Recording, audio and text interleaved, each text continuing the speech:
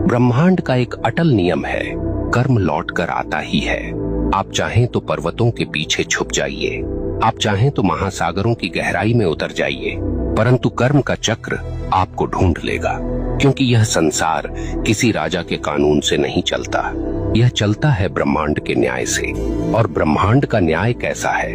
निर्दयी, निष्पक्ष और बिल्कुल सटीक। यह न तो रिश्वत लेता है, न पक्षपात करता है। जिसने जैसा बोया है वैसे ही काटना है। अक्सर लोग पूछते हैं, अगर कर्म इतना ही शक्तिशाली है तो क्या प्रार्थना, तपस्या या दान इसे बदल सकते हैं? सुनिए, प्रार्थना से आपका हृदय शुद्ध हो सकता है, तपस्या से आपका मन स्थिर हो सकता है, दान से आपके कर्मों में प्रकाश जुड़ सकता है, परंतु जो किया है उसका फल भुगते बिना कोई विकल्प नहीं। हाँ, आप उस फल को हल्का कर सकते हैं, उसके वार को धीमा कर सकते हैं, परंतु उससे भाग नहीं सकते। ब्रह्मांड की अदालत में तारीख टल सकती है, पर फैसला कभी रद्द नहीं होता। अब सोचिए, जब आप किसी इंसान के साथ अन्याय करते हैं तो वास्तव में क्या होता है? वह इंसान आपको कोसता है, उसकी आत्मा से निकली आह सीधी ब्रह्मांड तक पहुंचती है और ब्रह्मांड इसे दर्ज कर लेता है। अब वह आह आपके जीवन की राहों पर कांटे बनकर बिछती है।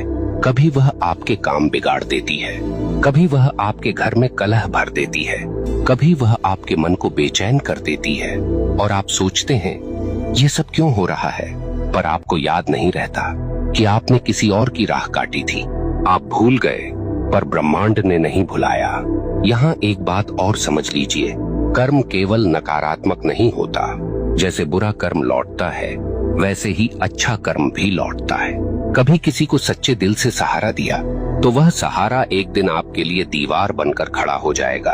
कभी किसी का दिल सच्चे भाव से खुश किया तो वह खुशी आपके जीवन में रोशनी बनकर लौटेगी। ब्रह्मांड का यह न्याय इतना गहन है कि वह एक छोटी सी मुस्कान को भी व्यर्थ नहीं जाने देता, और न ही एक छोटे से अपमान को। यहाँ मैं आपको एक कठोर सत्य बताना चाहता हूँ, आपका कर्म केवल आपकी वर्तमान जिंदगी को प्रभावित नहीं करता, यह आपके अगले जन्म तक जाता है।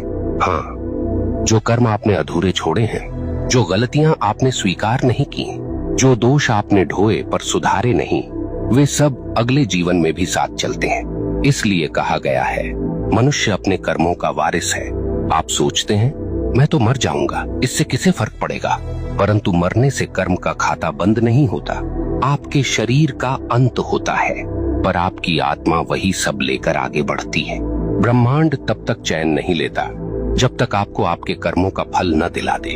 अब आपसे एक प्रश्न पूछता हूँ, क्या आपने कभी देखा है कि कोई बच्चा जन्म लेते ही संघर्ष में होता है और कोई जन्म लेते ही वैभव में?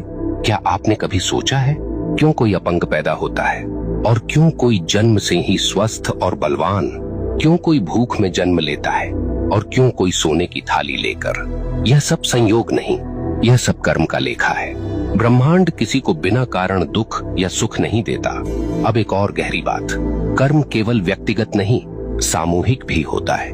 कभी आपने देखा है कि किसी पूरे समाज पर विपत्ति आती है, पूरा नगर डूब जाता है, पूरा गांव अकाल झेलता है, कभी कभी पूरे राष्ट्र पर संकट आता है। क्यों?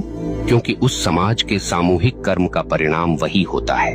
अगर लोग सामूहिक रूप से अन्याय करें, सामूहिक रूप से भ्रष्टाचार करें, सामूहिक रूप से निर्दोषों को सताएं, तो उसका फल सबको भुगतना पड़ता है। यही कारण है कि इतिहास गवाह है, सभ्यताएं उठी और सभ्यताएं मिट गईं,